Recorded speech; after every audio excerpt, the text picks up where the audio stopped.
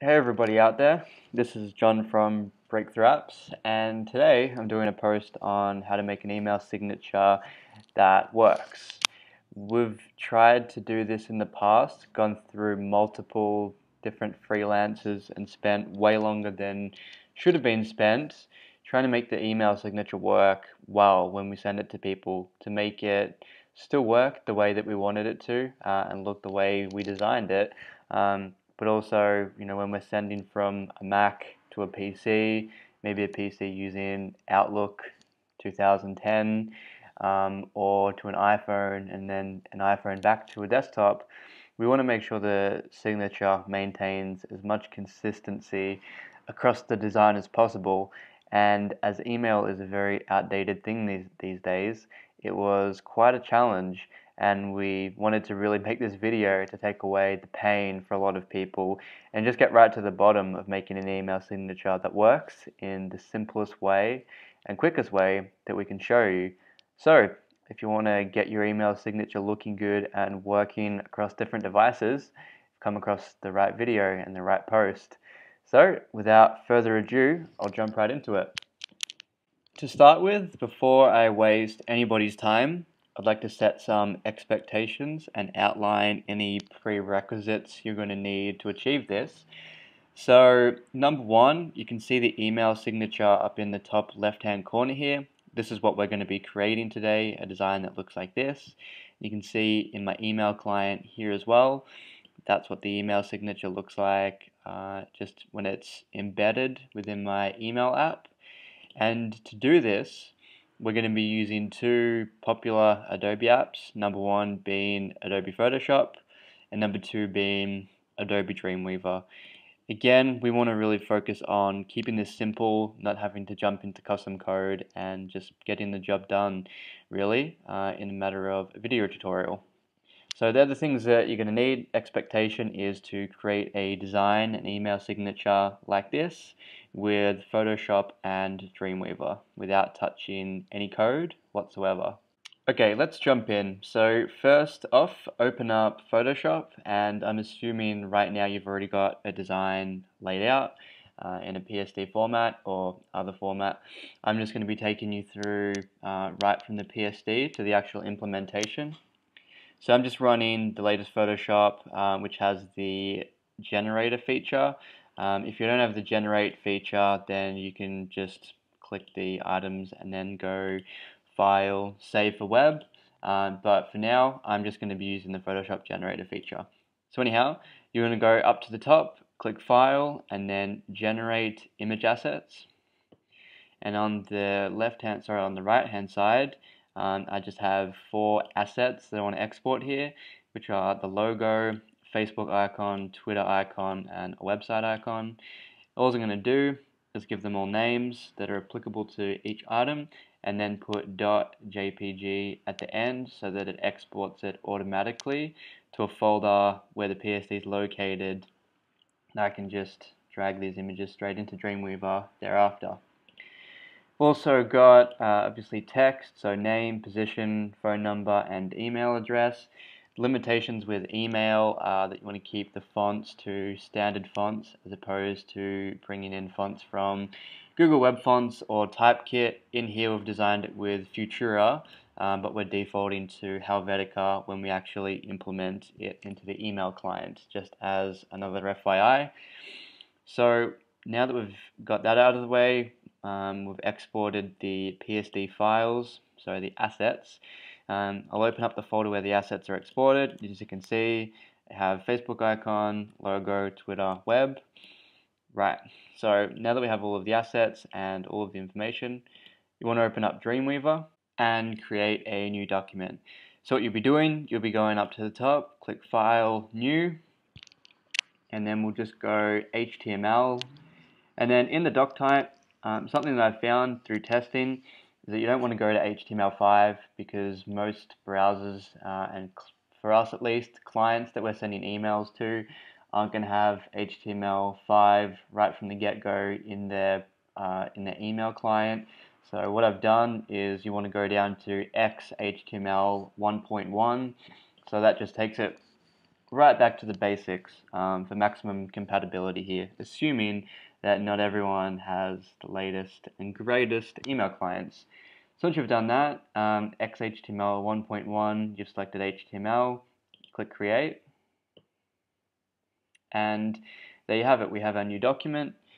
What you want to do is you want to go up into the top menu, click Insert, and then what we're going to be doing here is adding in a table.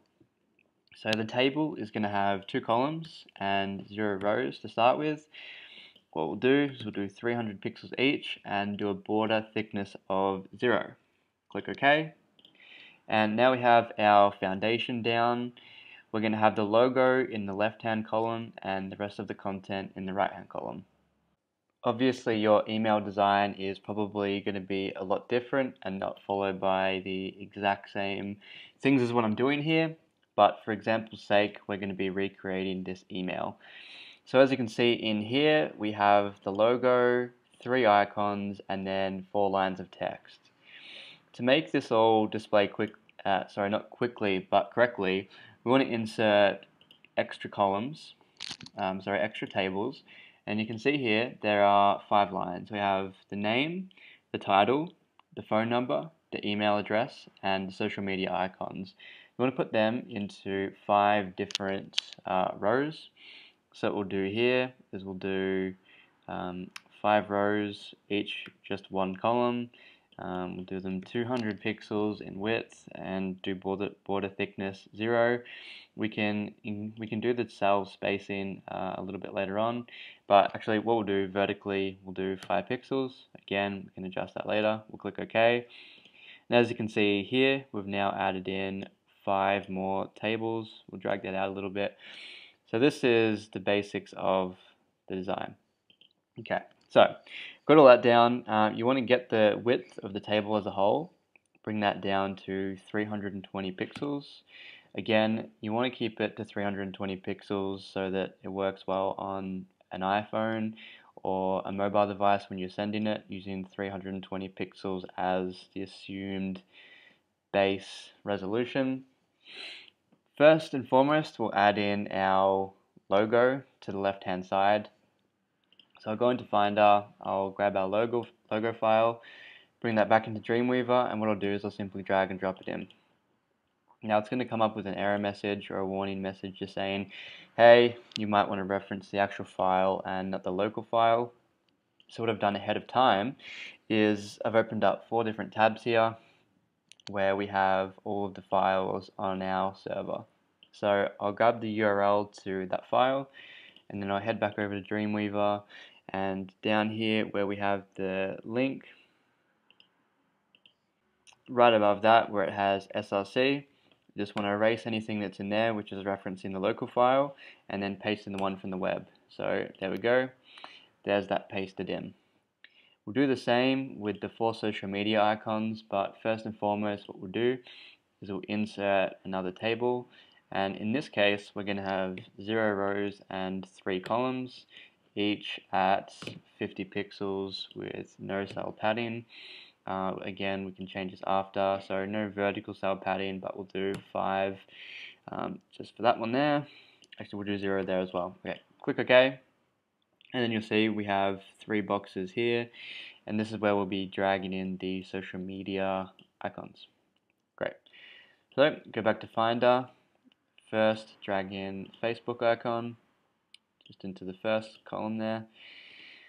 Grab the Twitter icon, drag that into the second space, and then we'll drag the web one into the third space. So now we have all of our social media icons added in. Drag that down, make that a bit smaller. Again, there are quite a couple of refinements to make. I'm not going to go through this in depth. I'm just going to run through the basics of how to make this highly compatible with different email clients, and obviously doing it without code. There's a lot of messing around to do, but we won't get into all of that during this video.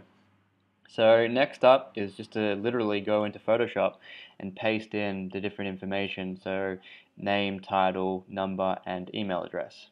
So from Photoshop, just copy each line one by one, jump from Photoshop back to Dreamweaver, and just keep doing this until you've filled out all of the different items here. So now we'll move on to number, and the fourth one being email address.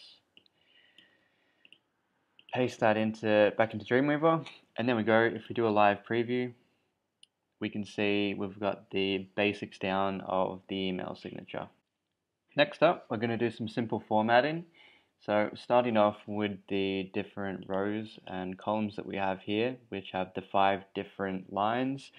So you can see that cell padding is set to 5. I'm going to bring that back down to 1.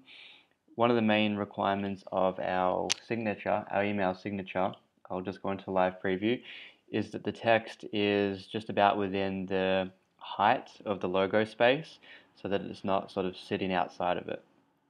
So decreasing that down to 1 from 5 just brings it all together a bit more. Next up, we're going to go into the PSD, and we can see that my name is in bold, whereas everything else is just a normal weight.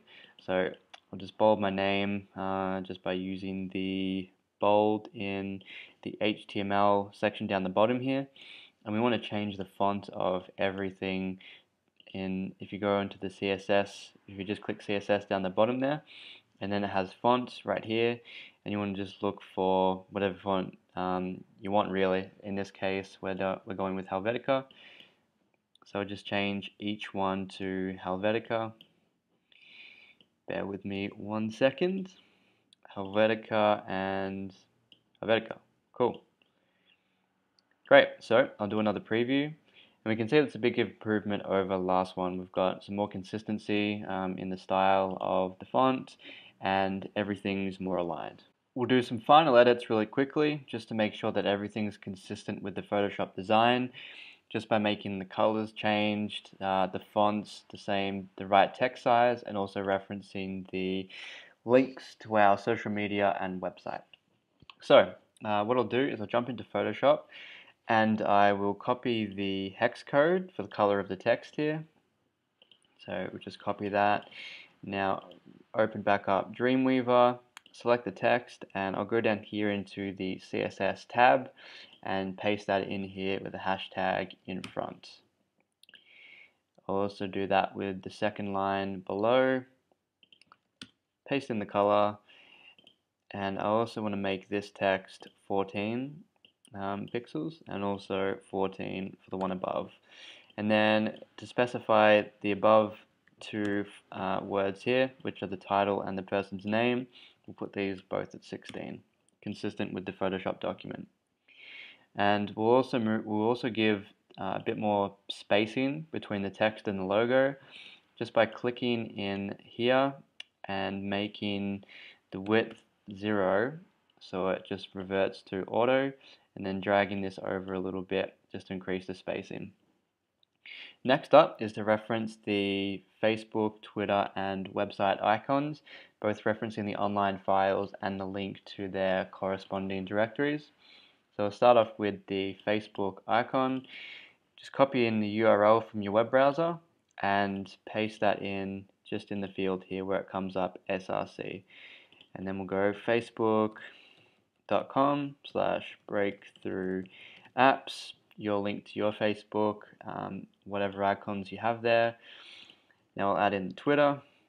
So click on the Twitter, paste that in, twitter.com/breakthroughapps.